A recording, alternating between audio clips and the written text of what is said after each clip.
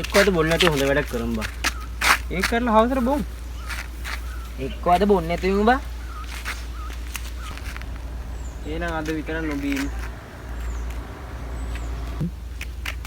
මොකද්ද අපි කරන හොඳ වැඩේ?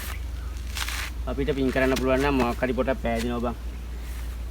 එහෙනම් හන්දි පැත්තට ගිහින් බලමු. යන්කෝ බලන්න එන.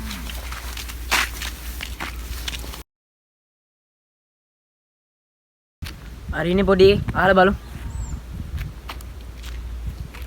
මල්ලි කූඩුවක් කීයද? මේක 100යි ගන්නවද?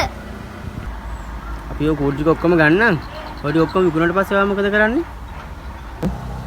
මං ගෙදර යනවා අයියේ. මල්ලි ඕගොල්ලන් පවුලේ කවුද ඉන්නේ? ආච්චි 100යි මම විතරයි අයියේ ඉන්නේ. ඇයි අම්මයි තාත්තයි කො? ඒ දෙනවා පොඩි කාලේදීම දාලා ගිහිල්ලා අයියේ. ඔයා ඉස්කෝලේ යන්නේ නැද්ද? බයි ඉස්කෝලේ ගියොත් අපේ ගෙදරට කන්න දෙන කවුරුත් නැහනේ අයියේ. ඇයි සීයා ඉන්නවා කියලා කිව්වේ මල්ලි? 100 වයසයි නේ අයියේ. ඒක නිසා යාට වැඩ කරන්න බෑ. ඔයා කාලද උදේට? ඊයේ දවල්ට විතරයි උයන්න දෙයක් තිබ්බේ.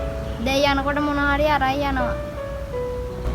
කවුද මල්ලි ඔයාලා ගෙදර උයන්නේ? ආච්චි තමයි අයියේ උයන්නේ. කොහෙද මල්ලිලා ගෙවල් තියෙන්නේ? ටිකක් දුර අයියේ. දවසක් අයියලා වගේක් ඇවිල්ලා ඔහුම මාත් එක්ක කතා කරලා කන්න බඩු ගෙනත් දෙන්නම් කියලා ගියා. තාම ආවේ නෑ. අයියලත් ඒ වගේද? අපි කාලකණ්ණි තමයි මල්ලි. ඒ වුණාට එහෙම කරන්නේ නැහැ. අපේ හිතේ විතරක් නෙවෙයි මල්ලි, ඊගෙත් මනුස්සකම නම් තියෙනවා. මාත් ඉස්කෝලේ ගියා. පන්තියේ ළමයි මාව කොන් කරනා හිඟන ළමයා කියලා. මට එහෙම කිව්වට දුක හිතුන්නේ නෑ. ඒත් එයාලා මාව කොන් කරනකොට නම් දුකයි. මං වගේ තව කොච්චර අසුළු ළමයි ඉන්නවද මේ ලෝකේ? අයියලා වගේ පොසත් අයත් කොච්චර ඉන්නවද? අපි සල්ලි වලින් නම් පොසත් නෑ මල්ලි. ඒත් මනුස්සකම ඉන්නම් පොසත්. මං ගියාත්නේ ගොඩක් පව් කොල්ල ඇති. ඒකයි මට මෙහෙම වුනේ. මටත් අම්මයි තාත්තයි ඉඳියන අද මට මෙහෙම වෙන්නේ නෑ. සල්ලි තියෙන මිනිස්සු අපි වගේ අසල් ළමයි ගැන හිතුවනම් අපිත් එයාලා වගේ කාලා සතුටින් ඉන්නවනේ. ඔයා මල්ලි සතුටින් නෙමෙයිද ඉන්නේ? මට දුකයි මගේ අම්මයි තාත්තයි මාව දාලා ගිය එකට. මම මොන වරදක් කළාද එයාලා මාව දාලා ගියේ. එයාලා දෙන්න ඉන්න තැනක දැන් සතුටින් ඇතිනේ. කවුරු නැතත් කමක් නැහැ මල්ලි. ඔයාට අච්චි සීයා ඉන්නවනේ. පොසත් අය හොඳට කාලා බීලා සතුටින් ඉන්නවා.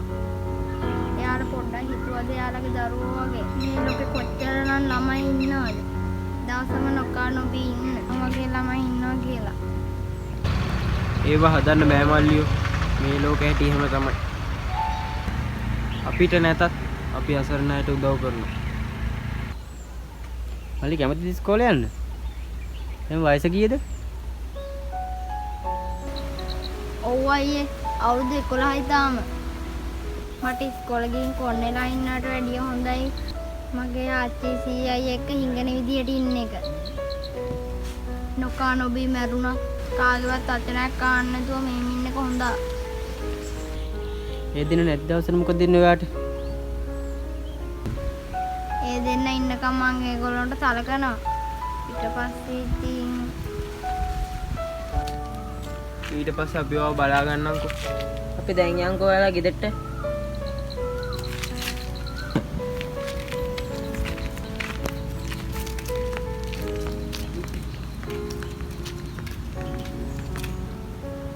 මේක තමයි අපේ ගෙදර.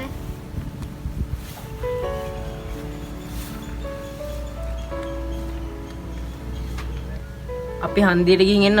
ඔයා ඉන්න.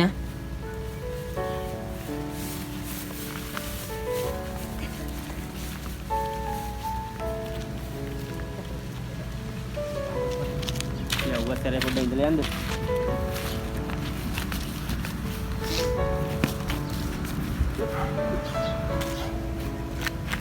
ඔබන් අපි ඔච්චර කාලෙක් කෝවගෙන් හිතුවේ නෑ නේද? හම්බෙන එකේ කිව්වතුරු කිව්වා මිසක්. ඒක නම් ඇත්ත බං. අපි දැන් ඉස්සරහට හම්බෙන සල්ලි වලින් ගෙදරටත් උදව් කරලා තුනෙන සල්ලි වලින් මේ මල්ලට මොනවා හරි කරලා දෙන්න බං.